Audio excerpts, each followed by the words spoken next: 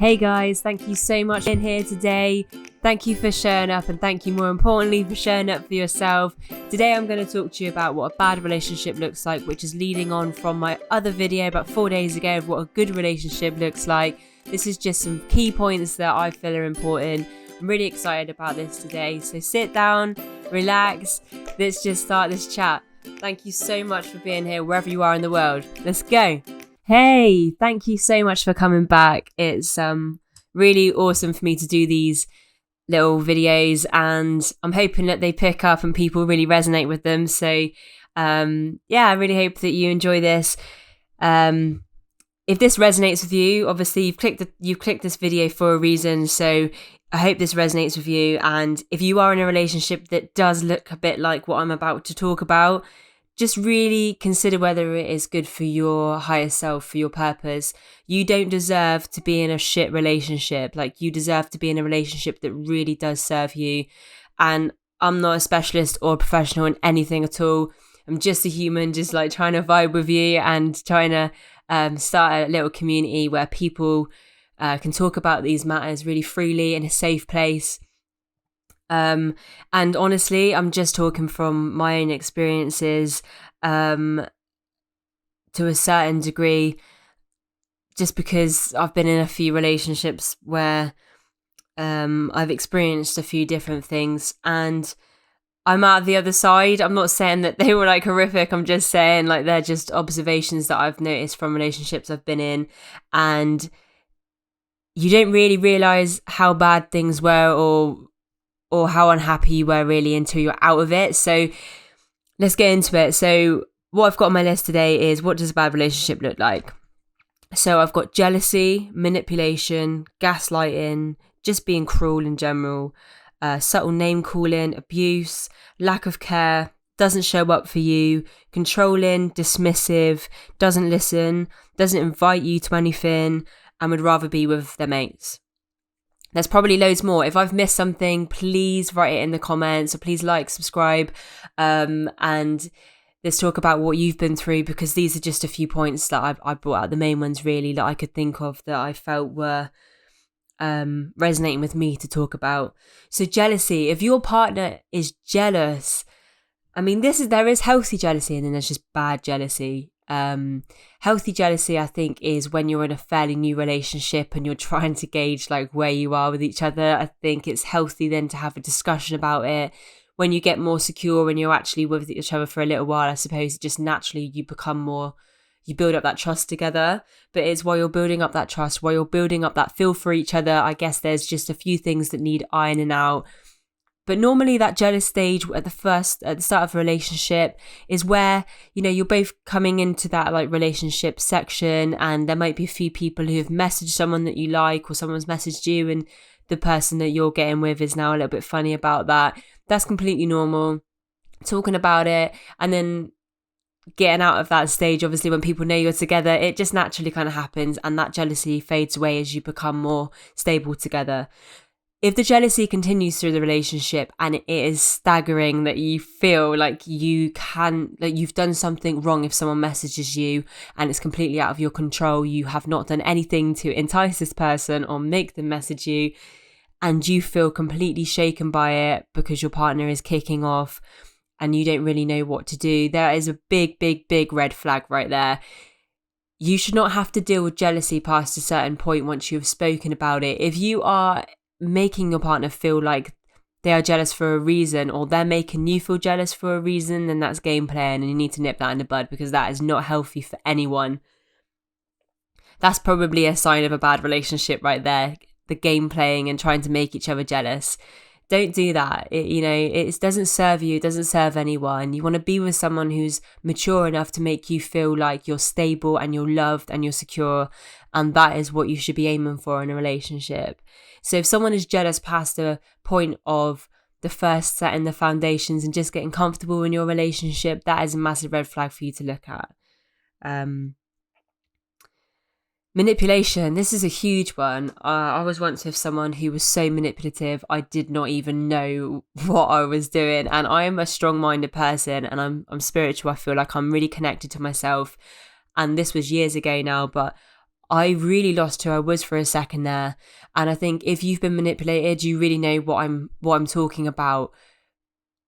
After you come out of it, you just feel stupid. Like, you feel stupid that you even let someone make you think that, one, you weren't good enough, and two, that everything you said was just stupid, or I don't know, that just there's so much within manipulation that just is not right. If you're in this relationship or you feel you're doing this to someone, then I think there's huge red flags here. You need to either look at yourself or you need to look at them. If you're listening to this, I'm probably sure that it's your partner that you are having these doubts about, and that's why you're watching this video. But manipulation is it's so horrible. You don't deserve it. You really don't deserve that. If you feel you're being manipulated, then just get out of it. Just, you know, some people, these people who manipulate you to such a level are not even worth talking to, because they will never take responsibility for their actions, and they will always twist it back on you, and it will always be your fault, and it will never be theirs. And that leads really nicely into my next point, which is gaslighting. I've only really recently found out what gaslighting is, because it's not something that I've really ever looked into before, even though I've been through this kind of bad relationship in the past. Just a few things have happened in the last few years where I've realised that actually gaslighting may have been present in my life. And it's where someone will make you think that something that is true is not true. And to the point where you feel like you're going absolutely insane, you're questioning your integrity, your beliefs, you know, all of your values, because they're making you feel like none of them are actually true, and they really are true. Like, you are a good person. You're not trying to argue. You're actually trying to be rational and reasonable. But if you can't get someone to understand your point of view, because they are gaslighting the shit out of you and just making you feel like you're stupid, you will never win that argument. The only thing that you can do in that situation is understand that you are the only one that can see this, as well as people around you. I'm sure that your friends and family, like me, saw what was happening to me. They see it, and you probably feel like they don't, and that you just need to get on with it. But actually, everyone sees it. When you're in a situation, a bad relationship like this, everyone sees it. So gaslighting is just awful. But because you are the only one that can see it, you need to walk away from it, because the person who is gaslighting you, like I said about the person who manipulates you, will never understand that it's them. They will always turn it on you. They will always be the victim. They will never, never, ever take responsibility. So know that you're worth more. Listen to your intuition. Your intuition, every single time they say that thing to you that you know is not true, and you're left completely speechless because you cannot believe what they're saying.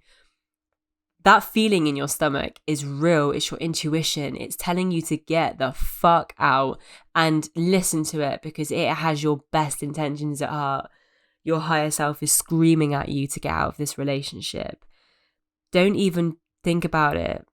I know that it hurts sometimes to leave someone, and they can make you feel like complete shit because they love playing the games. They love making you feel like you're missing them. They post everything. Like, that is part of their game. Just don't fall back into it. Just shut that door and walk away. Someone better is behind the door and will be waiting for you, whether that is 6 months, a year, 2 years down the line. Someone will be there who does not treat you like that, because you do not deserve to be treated that way. Subtle name calling and the cruelty kind of link. So if someone's saying to you, "Oh, you're such a stupid bitch," and then you get upset about it, and then they say to you, "Why are you upset about it? I'm only joking." That's like abuse. It's like they can't, there is just joking in a relationship where you can have banter like that. Don't get me wrong. Like, you know the difference. You know the difference between having a laugh and then the kind of abusive, making you feel like you're fat, you're ugly, you're disgusting, you don't dress up enough, you don't do anything, like making you feel like a shit low human being is not where you deserve to be, because you're not. That is their insecurities and their bullshit projecting onto you, because they think that you need them more than you do, and you just don't. But they've made you think that, so you think you do. So just look at everything. Be self-aware. Be observant. Is this person actually serving you? I say serving a lot because I'm not saying that you have to be selfish in a relationship. I'm just saying they should want the best for you at all times, and your happiness should be their happiness. And I don't think it's cliche to say that, because that is a healthy, lovely, positive relationship when they want the best for you genuinely. They don't get jealous because you're doing better. They praise you. They build you up. That is a good relationship. The next point on my list is lack of care. So just like the points before, really, if someone doesn't actually put you first or make you feel like you're a priority, or doesn't even just do such little tiny things for you that probably go like such a long way, I just think that that's worth looking at, because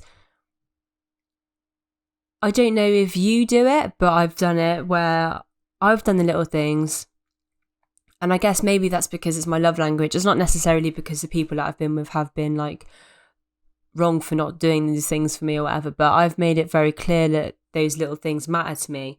Like I could not get a birthday gift and just get a lovely little written card or something, and like that would just make my day. It's just little things. And I think actually as a collective, like not just because it's my love language, but one of my love languages, I think it's just because all of us love the little things more than we realise, because it makes us feel like we belong somewhere, or it makes us feel like we are a part of something that's bigger. We're part of this like amazing relationship that's a team, that's effective, that's just growing.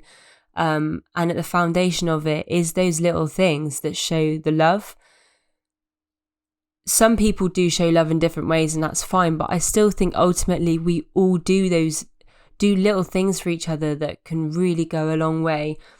Such as just running a bath for your partner, or making them dinner, or just giving them a cuddle, just giving them a kiss from nowhere. You know, those little things, they build up a foundation which is just full of love.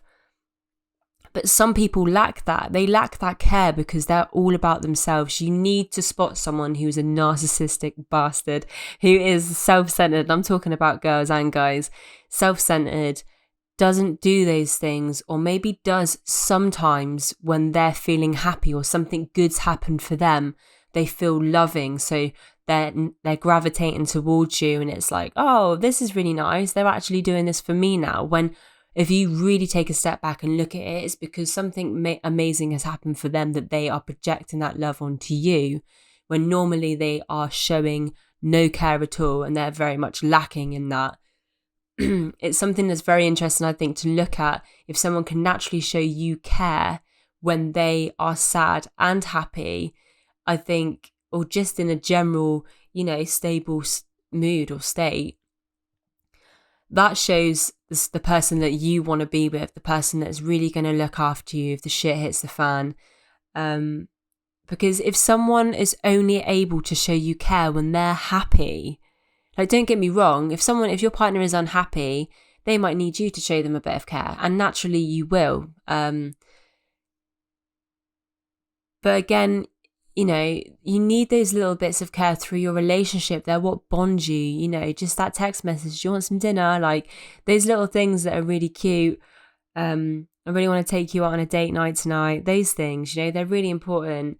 And just pay attention. Just pay attention that if your partner doesn't do those things off their own back, no matter what their current state is, and only does it when they're happy, I think that's a massive red flag to look out for, to be honest, because it's quite selfish and quite self-indulged. And who wants to be with someone who only makes them feel cared for when they're happy, right?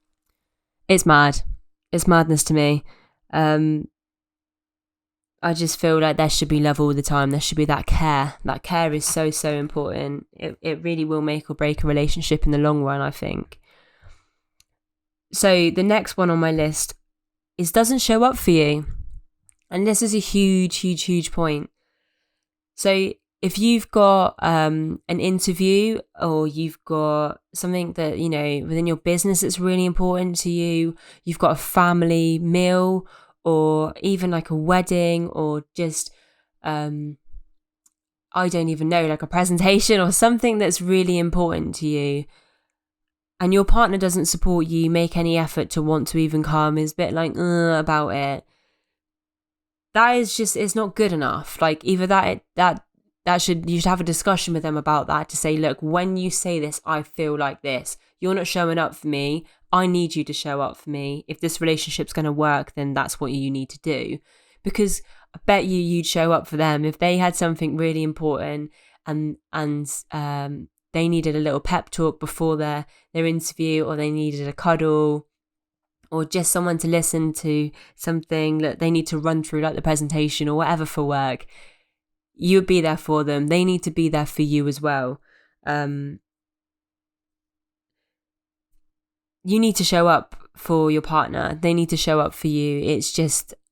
It's what builds the foundation of a fantastic relationship. And it feels good to show up for your partner. It's nice to want to be there for them, to hold their hand through it, to build them up, to make them believe they can get this job, they can do the presentation, they can do whatever they want to do, because you're right there beside them. And if you're right beside them, then they've got nothing to lose. And I think we need to build that into our mentality more. Like when we have these relationships that are growing, is just, letting that person know that you will show up for them and you need that back from them in return. I think it's just a really lovely, lovely trait to have in a good relationship. But if your partner doesn't show up for you, either talk to them about it or just observe it as a big red flag. Because what is the point? Like, what is the point of spending your life with someone who doesn't give a fuck about what you're doing? Like, just to be brutal about it. Like, you deserve so much better than that. And I'm passionate about it because I really believe that we need to show up for ourselves to see that someone is not showing up for us. We need to really be self-aware and observant and just understand that that is not what we need to accept. And we may have seen it in our parents' relationships or in our siblings' relationships who may be older, whatever. It is not the normal. It is not something you have to put up with or even sacrifice in your life. That you do not have to sacrifice having a good relationship because you've only seen a bad one and you think that's how it has to be. It doesn't have to be that way, and it really, really, really won't if you just observe it and make sure that shit is sorted, because it's not good. My next on my list is controlling. If someone is saying to you that you can and can't go see your family, or when you can see your friends, or what you can and can't do, like what hobbies you can have, or what's not appropriate to wear out, that is a massive, massive, massive red flag. No one should be telling you what you can and can't do in such a horrible, horrible way. Like, they can't do that to you. And if they are segregating you from your family and from your friends, then that is a narcissistic behavior pattern that you need to look at. Because they get you on your own and they get you away from your family and friends so that you feel like you rely on them. So that is a huge red flag. Please look out for it. They'll never admit they're a narcissist. You have to suss it out and leave for yourself. You really, really do. If they're controlling everything you do in your life, that is not a life worth living. Just take control, take action. It's your life. Your life is so beautiful and you deserve better than that. So please, if you are being controlled, then pay attention to it, because it's not right. It's really not. And I'm sure that your friends and family can see it as well. And I'm sure they miss you. So just take note of that. My next one on my list is dismissive behavior. And it's just really like when you start talking about something that you are really passionate about, or actually that really means a lot to you, that you've been researching or you have been learning lately or anything like that. And they don't really give a shit. Like, they're dismissive of it. They'd rather do what they're going to do. They're going to carry on playing the Xbox, or they're going to just go out and meet their mates, or, like there's no time for you. There's no time to listen to what you're saying. It's just very much short, sweet. It's about them. They don't really care about what you're saying. Being dismissive is really hurtful in a relationship. It should be a big red flag for you to look out for, because what you're saying is valid. And if you're with someone who doesn't make you feel like what you're saying is valid, again, what is the point? You should be having a conversation like with your partner, like you do with your friends. They should be really interested and intrigued by what you're saying and love you so much that they want to hear what you're talking about. They want to hear how your day's been, what you've been up to, you know, the new hobbies, how is your new hobbies going, and like all that kind of shit. Like, they should want to hear that. So please, please, please pay attention to it if that is not happening in your current relationship right now. My next point is that they don't listen. Again, being dismissive. You know, they really don't have any care for what you say. But if they want to talk about something, my God, like if you don't listen to them, the fucking whole world ends and they kick right off. It's not, these double standards are not fair. They need to listen to you. You have a valid voice and a valid opinion. And if they are not the person that wants to listen to it, then take yourself away and find someone who does want to listen to it. Because I bet you someone would absolutely love to sit and listen to what you have to say, everything that you're passionate about, and they would do it with a big smile on their face while they're thinking to themselves how fucking amazing you are. So trust me, that person exists and they're out there for you. If you're in this relationship, please, please, please think about what you're doing. You deserve such a better future. My next point is, well, my next 2 points is they don't invite you to places and they would rather be with their mates. This is so childish. Like, if someone wants to spend time with their friends, that's really healthy. If you have a balance, if they make you feel like you're a priority in their life, it's not so much asking for your permission. It's just those subtle things that make you feel like they love you. You are safe, you are secure, you trust them. There's no problems here. They don't do anything bad to you or whatever, but they just want to get out of their friends. Oh my God, that's fine. That's healthy. That is amazing. Because then it gives you the chance to do that too, and you keep these beautiful like relationships with your friends and your family, and it's healthy. And then when you do socialize together, everyone loves seeing them because maybe they haven't seen them a couple of times where you've seen your friends or family on your own, and it's really, really healthy and lovely. When your partner would rather ignore your messages, ignore your calls, and be with their friends, what is that? Like, that's not even a relationship. Like, that's just like you're their mum or you're their dad or whatever, and you're just waiting for them to come home, and you're nagging at them all the time. That nagging at your partner in a relationship all the time is not how it works. Yeah, the occasional nag of put your shoes away, you dirty bastard, do you know what I mean? And I'm talking generically, bastards, to boys and girls here. Like, we're all guilty of it, both sexes. Yeah, you know, there's nagging and then there's nagging, you know? If you have to fight to make your partner want to spend time with you, huge, huge, huge red flag there. That's just not even worth wasting your time on. I bet you there are thousands of, not thousands, but I don't know, depends what kind of platform you got. I bet there are so many other people out there who really see you and really love everything you do and would love to take you out on a date, or, you know, who would just value you so much more. Don't waste your breath, don't waste your life on these people, even if they are fit or even if they do have money or whatever. None of those things will make you happy in the long run because they're just going to keep treating you like a piece of shit.